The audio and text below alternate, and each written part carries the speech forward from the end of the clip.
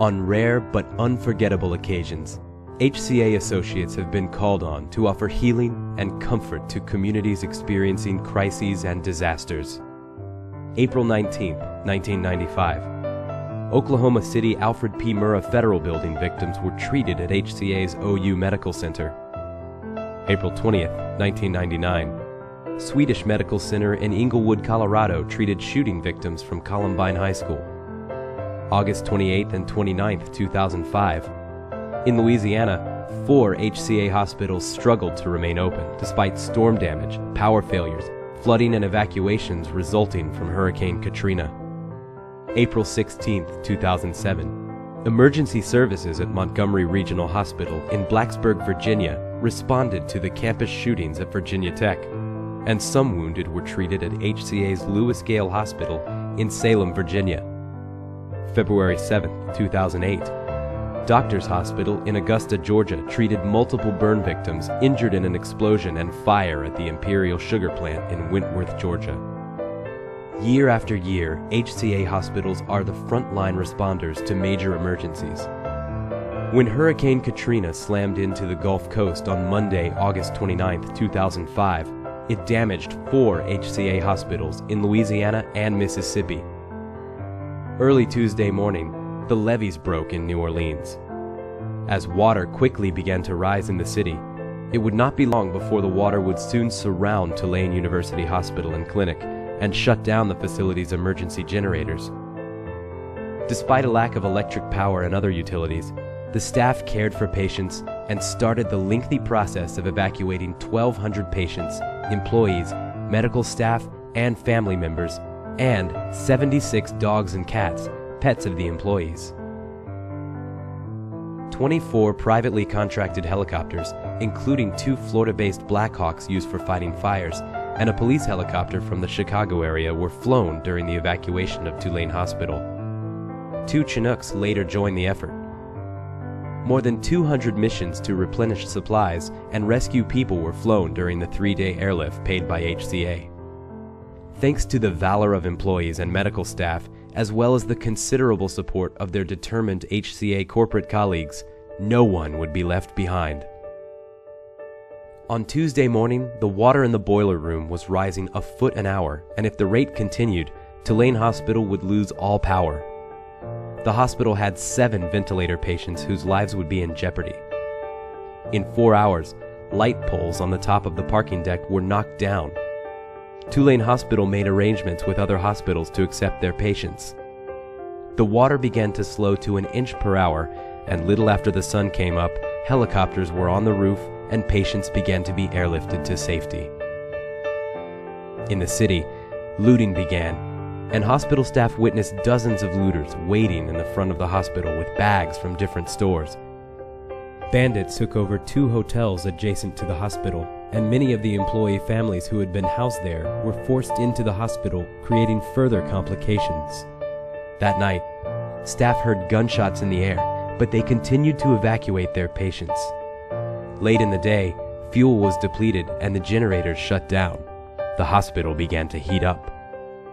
On Wednesday, few, if any, had slept, with the temperature rising to 95 degrees.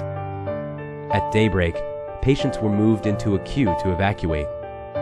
Sick patients were moved with a grace and dignity that was beyond belief. On day 3, stress began to show on the faces of staff and patients.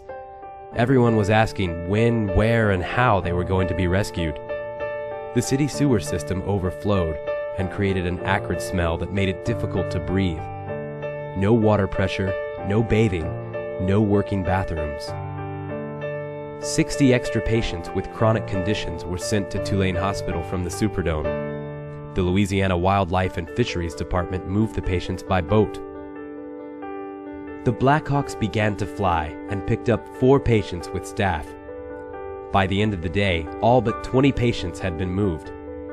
Moving a patient supported by an artificial heart assist device was a huge challenge, since the device itself weighed more than 500 pounds.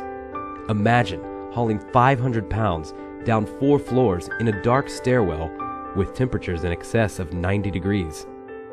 By the end of the day, HCA had constructed an extraction plan for remaining staff. helicopter to the airport, bus pickup, and drive to Lafayette.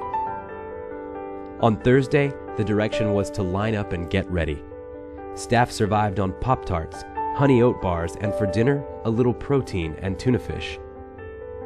The line was formed, and 700 people were counted: staff, physicians, children, and spouses, and 76 dogs and cats.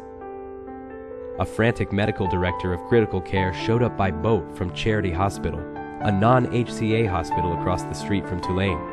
Major problem. Charity was in a meltdown. They had 21 critical care patients who had been hand ventilated for 2 days with no help from the state.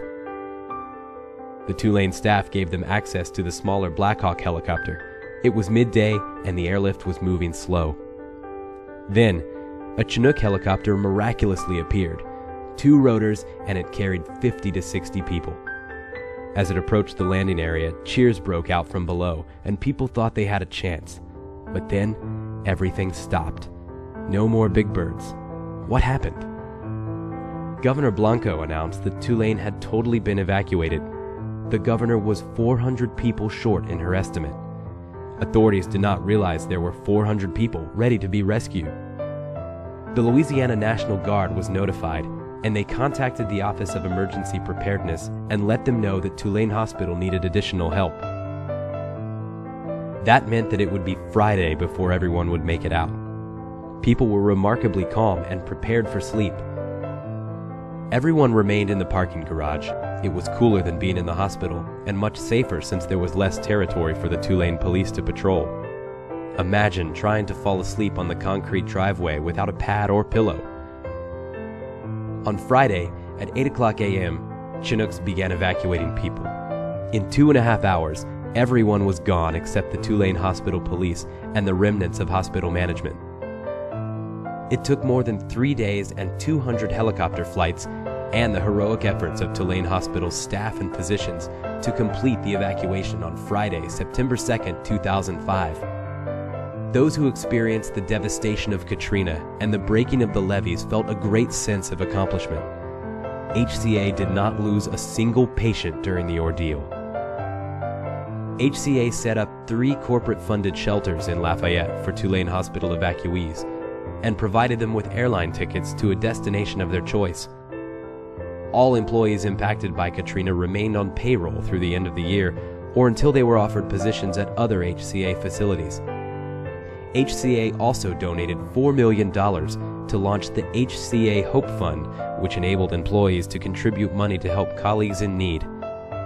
The HCA Hope Fund distributed $4.4 million to approximately 2,500 HCA employees. From the maintenance staff who knocked down the light poles atop the parking garage to create a makeshift helipad, to the employees and physicians who worked under horrific conditions, the heroes of Tulane Hospital overcame tremendous adversity. In a chaotic and uncertain situation with report of looting and sniper fire, these heroes steadfastly cared for their patients, and HCA spared no expense in extracting patients and HCA employees and their families. Members of the HCA extended family who provided logistical support during that horrendous week are heroes. The HCA corporate and local hospital staff's response to Katrina was evidence of their culture and heroism. This is business as usual at HCA hospitals. The HCA family is committed to help the sick and injured and care for the dying with love and compassion. On Valentine's Day 2006, members of the Tulane Hospital staff, along with employees from HCA corporate, physicians, family members, friends, and members of the national and local media, gathered on the roof of the Saratoga Street garage. About 8:30 a.m., a small helicopter appeared on the horizon. It hovered above the garage for a few moments, then slowly descended. When the helicopter reached the garage roof, 2 crewmen jumped out and unloaded a stretcher. Tulane staff carefully removed a large American flag, folded properly. As the Stars and Stripes was carried toward the elevator, the crowd applauded. Tulane Hospital security took the flag to the roof of the adjacent building, the one with the word Tulane and a big H on it, and the banner was hung in the precise location where it had flown before Katrina. The nearly 110,000 future health professionals of HOSA are honored and privileged to recognize the magnificent men and women who, for 40 years, have cared for their patients day after day, regardless of hurricanes or other disasters. This is our tribute to HCA and its many heroes for leaving no one behind. Katrina was a defining moment for HCA, and all involved acted above and beyond what could have been asked of them. Each person contributed directly or indirectly to the saving of countless lives. And, after all, this is ultimately why health providers do what they do every day. HOSA members are proud to prepare themselves to be future health professionals.